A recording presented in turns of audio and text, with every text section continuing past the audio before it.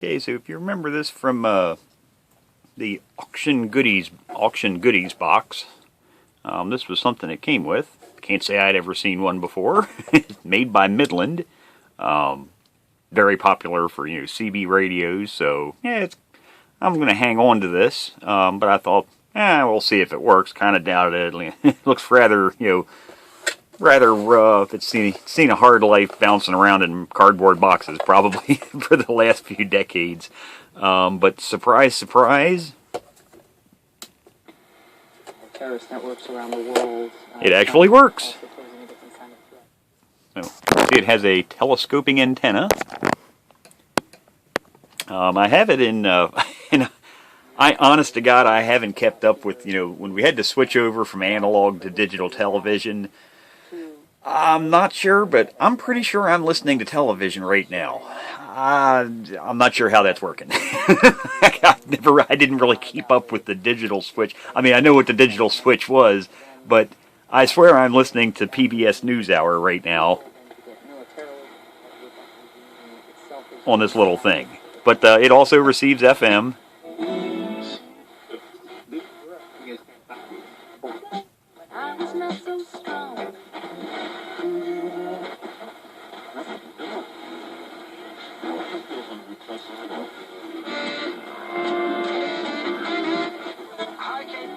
Steps should I take to maintain my... You drink will involve water conditioning. And then has the other TV band, which I don't think I heard anything on. Other than some digital sounding communications.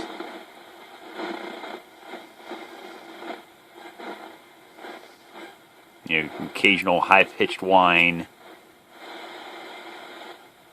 But, so it does work. So, like I say, I think I might go ahead and actually fix this little guy up. It runs off of 4 C batteries. The little drawer just slides off, has little locking ears. I dug out a couple C batteries, which is something I hardly ever use anymore. But I actually had four good C batteries on hand. There's not one whole heck of a lot to it on the inside. I did pop the bottom cover off of it just to have a quickie look. And when I had first pulled this out of the box, if you remember, I had originally tried to turn the tuning knob and nothing was happening. I think that was just the dial cord string, or one of the pivots was a little bit bound up. So there you can see there's the antenna, and nothing too fancy inside. I just need to figure out how to get it out. Even the knob. Yeah, it looks like I should just pull one. I'm not going to pull too hard because you can see this bracket that it attaches to. Let me get a pointer here. This bracket is plastic, so I don't want to go yanking on this knob too hard. I want to make sure I support that with my other hand when I try to pull the knob off. But that white you see right there, that's actually the dial cord. It goes up then to the rotating dial. So, there's our tuning capacitor, the rotary switch, volume on, off. The volume control's horribly dirty. I mean, it's scratchy beyond belief. But, it's only got a few electrolytic capacitors on it, so I mean, it only take me a couple minutes to go, 1, 2, 3, 4, 5, 6, 7, 8. It looks like maybe 8 electrolytic capacitors. And some definitely dated looking transistors. You can just tell by the old round style with a little blob of like epoxy on top of them. It kind of dates it a little bit. But, yeah. So, I mean, as long as it's not too hard to get out, it looks like, it looks like remove the, pop the knobs.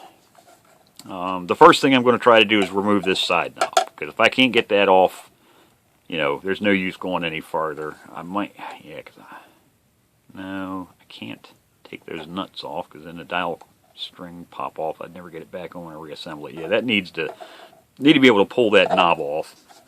I need to. Okay, that's good and crunchy. It usually looks kind of like paint. I've seen manufacturers do that before. I don't think it's actually glue. It's almost like a thick paint. So I might, as long as I can get that speaker popped out, because to get the shaft out, I'm going to have to kind of pull the board up in this way to get it out once I get that knob off. But yeah, I think it's worth investing a short amount of time in. You know, it works. You know, I work on and collect CB radios, and this is a Midland, so you know. And you can see the silver edging here. There's only a little bit of it left right here on this side. A lot over here, it's all wore off. That's easy enough to replace. Usually if you come across that with isopropyl alcohol, I've found whatever the silver is that most manufacturers used to highlight edges like that, it just rubs right off. So that'll come off really easy. Then I can repaint the edge there, get her cleaned up. I might leave it in its kind of tingy or dingy brown color. You can do what they call retro bright process, which is you use high strength hydrogen peroxide. You slather. I mean, there's actually several ways of doing it. You can with cornstarch, and you make up a paste and you cover it. But what I do is I actually go to I can't even remember the name of the place. It's a beauty salon supply store up near a hardware store I go to. I've only ever been in there 2 or 3 times in my life, and the only reason I go there is to buy the hydrogen peroxide. But it's a hair bleaching gel. Now it's not bleach. It's what it is. It's a very high concentration hydrogen peroxide, but it's kind of in a gel form. Think of shampoo or conditioners. It's about that consistency. It works great for. And what happens is this plastic. There's a chemical reaction. It's degassing over the decades. Somebody years ago figured out, from what I've read, I guess it was people that collect old sneakers, and they wanted to re-whiten them, that the hydrogen peroxide, when you expose it to UV light, it removes that coloring. It does the same, for shoes. Well, it does the same thing for this plastic. So old computers, calculators, anything you have that's this old, used to be a fairly light white to like bone color, bone china, that starts to get yellow and dingy brown over the decades. Like I say, what you can do is you coat it with take a paintbrush. I like the hair bleaching goop just because it's already mixed up. It's already a nice gel. I just take a disposable paintbrush, slather it on there, and then what you do is just take some cellophane, cling wrap, whatever you want to call it, completely wrap it because you don't want it to dry out. And then you just set it out in the sun during the day.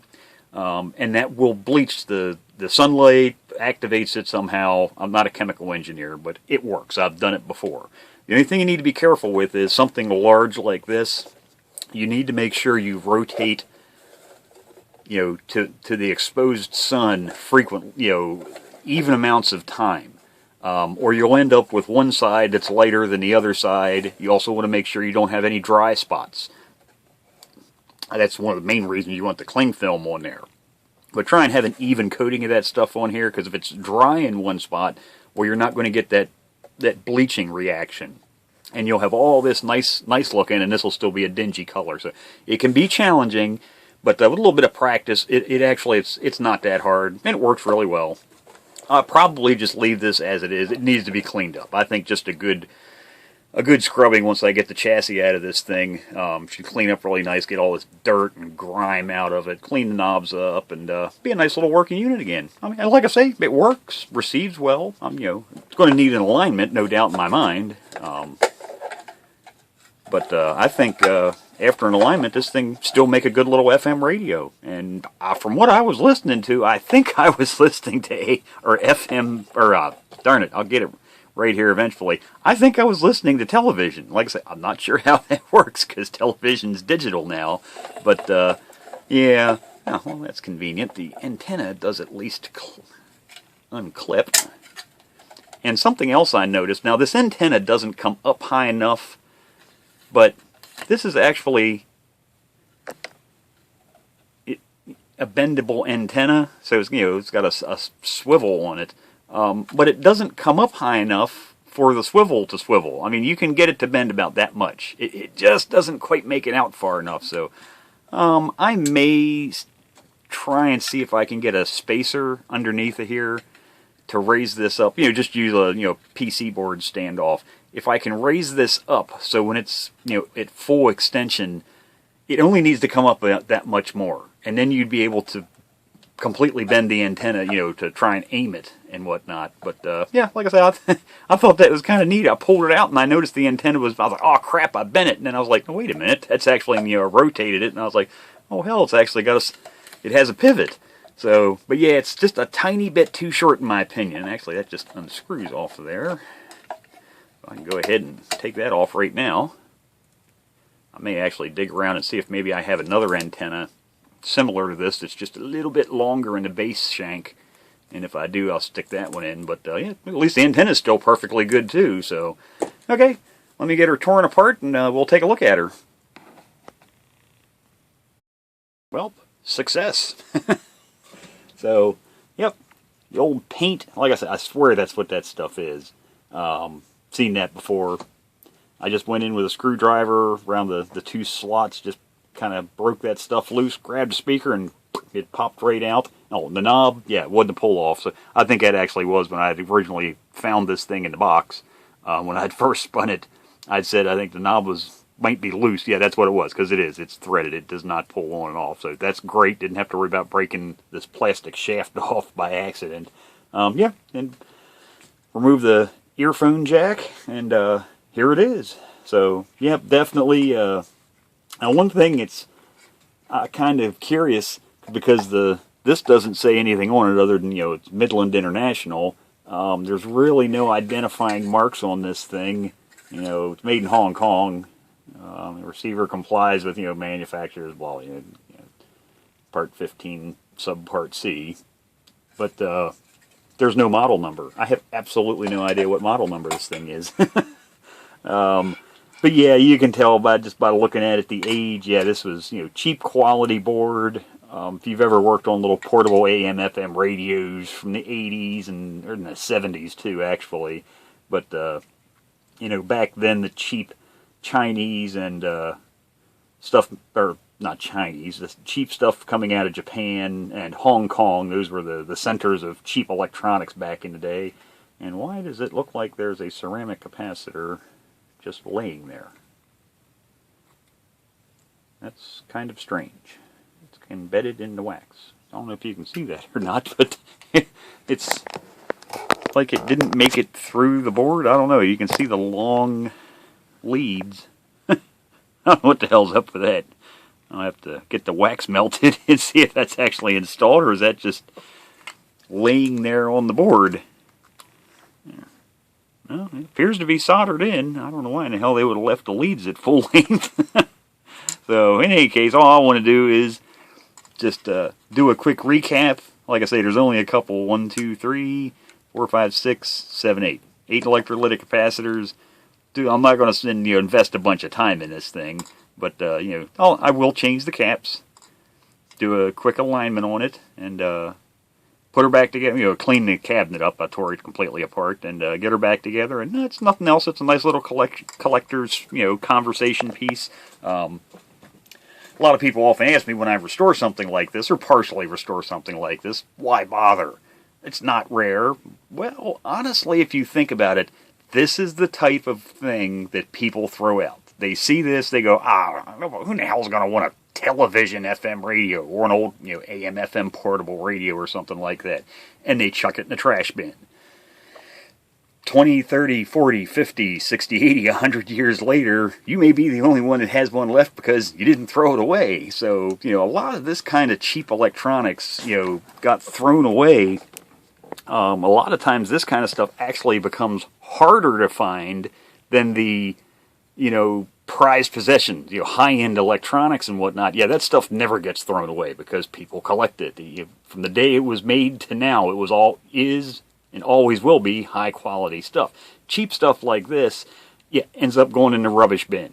And then eventually, there just are no more of them. So, that's why I frequently keep stuff like this. Like I say, it's neat, and it's the original. Hell, I use an iPod here for music during the day. Well, hell, this is the original pod. This was the FM TV pod, if you think about it. It doesn't get much more pod looking than that for a little radio. But so let me get this thing recapped, do a quickie alignment on it, and get her cleaned up, put back together, and see how much better it receives.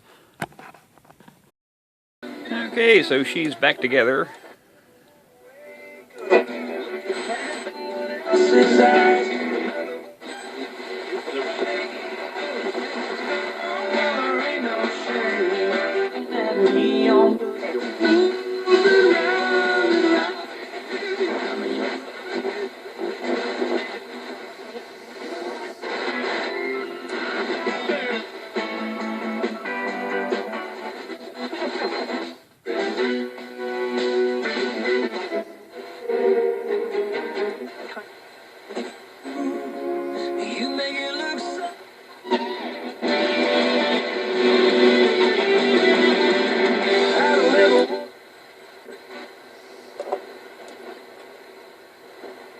So, got her pulled apart, got the caps changed. Yeah, it had some oddball values in it. They were 200 microfarad, 10 volt, 200, not a common value. So those were replaced with 220s. Had, I think, 2.5s at 10 volts. Just replaced those with 0.47s. Actually, I think it was a 47. Oh, yeah, and there was a 5 microfarad. I actually have a bunch of 5s.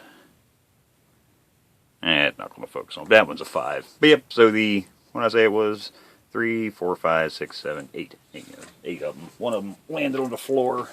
Almost made it to the scrap aluminum electrolytic can. Just deposit them. The recycle man. So, yep, wasn't going to do a full-blown restoration, like I said. I'm not going to go through the hassle of retro-bright bleaching the cabinet. Just cleaned it up. Pulled it apart, changed the electrolytic caps, quickie alignment. I did do the little aluminum, I used a piece of aluminum PCB standoff. Cut one down, made a little short piece of it to slightly extend this, because before, when you pushed the antenna the whole way in, it would disappear down into that hole, and honestly, there was no way to get it without taking the whole base off and pulling it up a little bit. So now, with it fully retracted, you can just get, there's just enough there to grab. And it also comes up high enough that you can see it bends over now. So that plan worked out well. Cleaned up fairly nice. Like I say, wasn't going to go hog wild on it. I did touch up the, repainted the edge with silver. So, that's been re-highlighted. Does have a little foggy spot there in the lens, some type of chemical, and it's got a bunch of scratches on there, but otherwise, it works just fine. Nice little shelf piece, just like I say, it's a conversation piece if nothing else. When's the last time you saw a Midland AM, or not, I keep saying AM, TV and FM radio? So...